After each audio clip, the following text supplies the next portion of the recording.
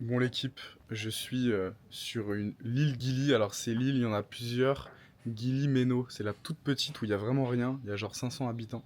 Donc c'est ça ma petite cabane, je suis trop content. Je me suis mis mon petit coin pour bosser. Tac, petit ordi, tout ça. Et regardez, je me fais déranger par une petite chatte. Coucou, c'est à toi que je parle. Bref, du coup l'équipe, c'est incroyable. Globalement, souvent quand on entreprend, on parle souvent de liberté géographique. Et donc logiquement, si tu veux une liberté géographique, c'est logiquement pour aller dans des beaux endroits. Et donc qui dit beaux endroits dit forcément bon lifestyle, piscine, mer, et qui dit forcément dopamine, et qui dit aussi forcément justement déconcentration. Parce que c'est ça en fait. C'est qu'aujourd'hui, si jamais tu entreprends et que tu veux développer ce lifestyle, on va dire, de pouvoir voyager, de pouvoir profiter, etc., en fait, tu ne peux pas te mettre en mode vacances. Ça ne peut pas exister parce que si tu es en mode vacances quand tu vas voyager, ça sous-entend que ce n'est pas durable parce que les vacances, tu ne travailles pas. Et donc si tu ne travailles pas, ça va être dans le temps, ça va s'arrêter au bout d'un moment. Et donc en fait, c'est de ça que je voulais parler. C'est que pour pouvoir avoir un lifestyle, peu importe le lifestyle que tu veux vivre, il faut pas que tu sois en mode c'est exceptionnel. Il faut pas que tu sois en mode oh là là incroyable. Là, bah tu sais quoi, je relâche un petit peu, je vais me détendre pendant une semaine, je vais rien foutre et voilà. Parce que si tu as ce mindset là, encore une fois, je dis pas que c'est bien ou mauvais, tu vois. C'est si tu as envie de pouvoir avoir ce lifestyle tout le temps, il faut pas que tu te dises ça, sinon ce n'est pas durable. Donc le fait d'apprendre justement à travailler dans des beaux endroits, c'est super important. Sinon, en fait, ce lifestyle, tu vois, cette petite parenthèse que tu es en train de vivre en vacances, ça ne pourra jamais devenir ton mode de vie. Et ça, je sais que ça peut être très très compliqué à comprendre parfois, et des gens qui ne sont pas là-dedans, qui ne sont pas sur ce niveau de conscience dans l'entrepreneuriat ou peu importe, pensent justement que, oh là là, mais Raphaël, prends soin de toi aussi, tu sais, c'est important de relâcher. Et t'inquiète, tout va bien, je suis en train de... je suis très équilibré dans ma tête, genre tout va bien, tu vois. Et donc, les gens, ils ne comprennent pas pourquoi potentiellement tu es 2 semaines dans un endroit de fou, mais tu vas travailler toute la journée sur ton ordi. Mais en fait, c'est ça qui fait kiffer. C'est-à-dire que non seulement d'avancer sur tes projets, évidemment, c'est une chose, mais le fait de te percevoir, tu te vois un peu en projection astrale, c'est-à-dire que tu te vois à la troisième personne. Tu te rends compte que tu arrives à travailler, tu arrives à être ultra productif dans une situation où potentiellement tu es dans un endroit paradisiaque. Et du coup, le fait de te voir comme ça te rassure sur le fait que oui, ce n'est pas exceptionnel, c'est ton mode de vie. C'est-à-dire que vraiment, le fait de vivre dans des beaux endroits et de pouvoir travailler et de quand même être focus et être discipliné, ça te prouve à toi-même que tu es une personne qui est disciplinée et que du coup, ce mode de vie peut être durable. Et donc, c'est des concepts que j'explique souvent. Euh, la différence entre justement travail, vacances, moi je ne fonctionne pas comme ça. Je fonctionne juste temps fort, temps faible. Ok. Et potentiellement, je peux même avoir des moments où je suis juste avec des conditions parfaites, donc pas dans des endroits, etc., où j'ai pas de dopamine de partout, j'ai pas de stimulation de partout, mais je peux être quand même en temps faible. Et de l'autre côté, je peux être dans un endroit de fou. Par exemple, là actuellement, je suis à Bali. Bon bah voilà, Bali, il y a des endroits de fou, la mer, la plage, tout ce que tu veux, les piscines, enfin, c'est incroyable. Mais je travaille comme un chien, c'est-à-dire que je suis productif à la mort. Pourtant, je suis dans des endroits de fou. Peu importe. Pour moi, dire ah, j'ai besoin de vacances ou ah, je pars en vacances, ça résonne pareil si une personne me disait putain, fais chier, c'est lundi. Ou alors ah là là, c'est bientôt le week-end. Tu vois, c'est vraiment ce truc-là. C'est-à-dire que le week-end, le concept du week-end, le problème, c'est que si tu kiffes le week-end, ça sous-entend que tu le kiffes parce que c'est un contraste. Par rapport au fait que justement, tu vas travailler, le contraste du week-end fait que, ah, cool, dopamine, ok. Mais du coup, cette dopamine, cet état de week-end, on va dire ça comme ça, ce n'est pas durable. Si tu es en week-end toute ta vie, tu gagnes pas d'argent, ok. Donc si tu veux avoir un mode de vie durable sur le fait de kiffer, de profiter, d'avoir un lifestyle de fou, tu ne peux pas fonctionner comme ça. Et ça va bien plus loin que les mots. Le fait de dire oui, j'ai envie d'être en vacances ou alors je suis en week-end. Ça va bien plus loin que ça. C'est un état d'esprit. Donc, temps faible, temps fort, pour te l'expliquer un petit peu, c'est purement instinctif. C'est-à-dire que tu vas avoir deux choses. Tu vas avoir ton instinct, donc ton ressenti par rapport à ta personne, ok, sur le fait de, ok, bah là, je sens que j'ai un peu trop tiré sur la corde, je vais me reposer un peu, je vais quand même travailler 4, 5 heures, 6 heures dans la journée, mais ça va être un peu plus chill, ok, parce que humainement, tu sens que, bah vas-y, au bout d'un moment, il faut aussi prendre du recul. Et petite parenthèse, mais le fait de prendre du recul et de travailler un peu moins, potentiellement, le cerveau, il pense tout le temps. Il est consciemment en train de réfléchir. Et vu que forcément, tu es entrepreneur, tu es matrixé par ce que tu fais, en fait, même si tu travailles pas, en réalité, tu prends du recul sur des pensées, etc. Et quand tu vas revenir, en fait, tu vas avoir une clarté d'esprit dingue. Ce qui fait qu'au final, prendre du recul, prendre du temps pour toi, te fait gagner du temps sur ton business. Au final, c'est des actions concrètes pour scaler, tout simplement. Et donc de l'autre côté, tu vas avoir aussi des cycles dans ton business. C'est-à-dire que tu vas avoir juste, en fonction de ce que tu fais, des moments où il va falloir envoyer la sauce et des moments où justement tu as bâti et du coup c'est un peu plus calme. Donc peu importe les business, on a toujours ces périodes-là.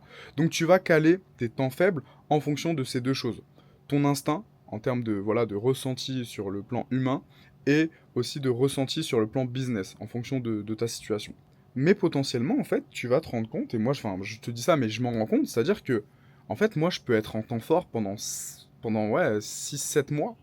Genre là, les 6 derniers mois, j'ai travaillé comme un chien. Et je n'avais pas besoin de vacances ou je sais pas quoi. Et encore une fois, je n'avais pas besoin de temps faible.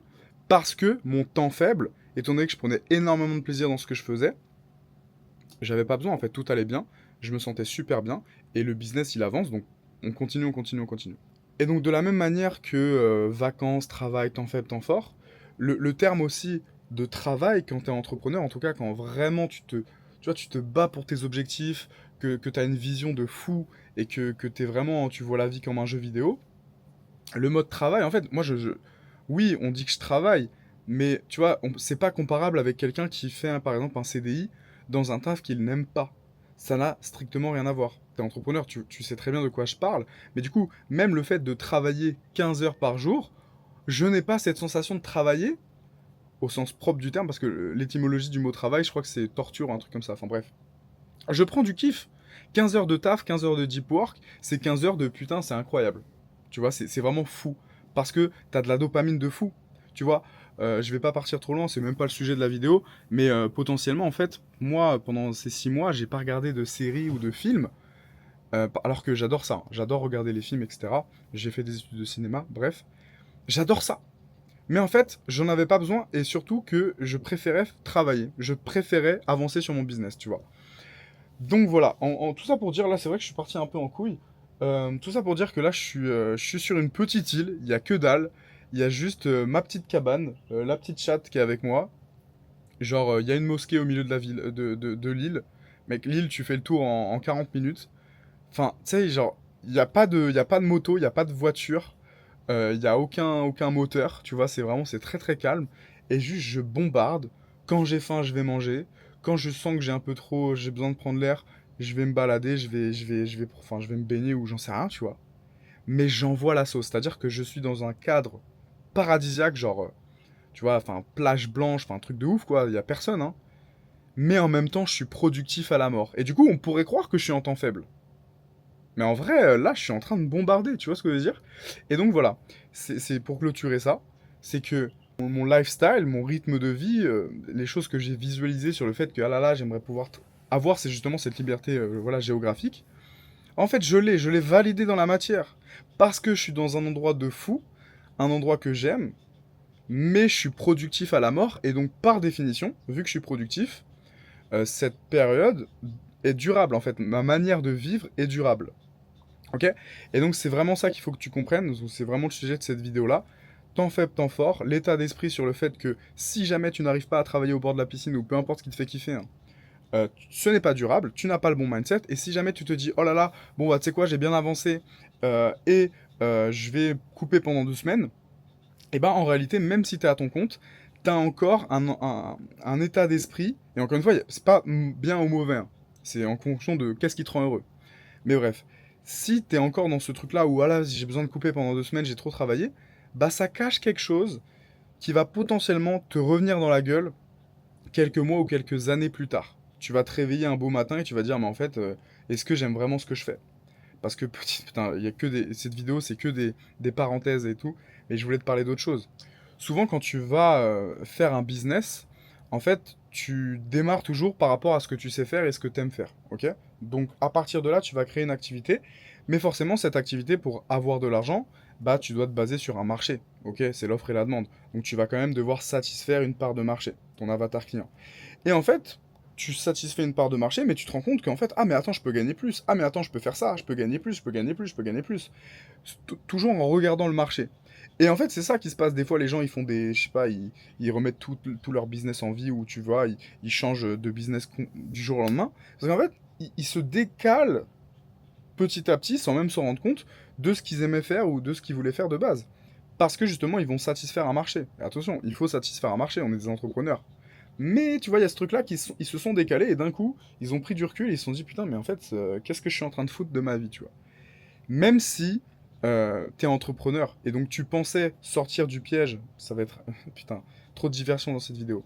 J'ai tellement de sujets, j'ai tellement envie d'envoyer la sauce, là je vais faire voilà des contenus comme ça, full raw, authentique, mais bref, il y a le piège, c'est-à-dire que de base tu vas entreprendre pour sortir d'un piège. Potentiellement le salariat, ça ne te convient pas, t'as l'impression d'être pris au piège, boum, tu vas entreprendre. Mais quand tu entreprends, il y a des pièges de partout, il y a des matrices de partout, ok. Et donc souvent c'est ça. Donc pense à ça, si jamais, peu importe comment le message que je suis en train de te dire, peu importe comment il va résonner avec toi par rapport à ta situation précise, si jamais tu as appris quelque chose et que tu as compris quelque chose, quoi qu'il arrive, moi j'ai fait mon taf de mon côté. Donc voilà frérot. Kiffe bien. Et moi je te montre un petit peu, avant de finir la vidéo quand même. Genre, regardez-moi ça. C'est tellement incroyable. Là je suis dans ma petite cabane. Putain, y a rien quoi. Et donc voilà. Allez, bisous.